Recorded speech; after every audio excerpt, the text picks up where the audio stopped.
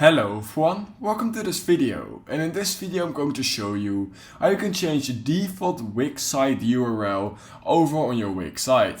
So when you basically don't have premium, you will get this default name basically behind your normal website name, and in order to change that, all you need to do is right here go to the top right corner of your screen once you're basically at your dashboard, and then what you can do is click on account settings right here.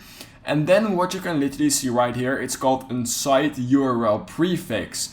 And this is basically what it's going to show, as you guys can see. So it will basically give you this name and then wixsite.com and then the actual domain you want. But in order to change this, literally all you need to do is type in whatever you want. So in order to make this a little bit more professional, let's say you are creating a shoe website or something. You can maybe make it like shoe design or something. So at least looks a little bit more professional when you don't want to get premium. All you want to do then is click on save.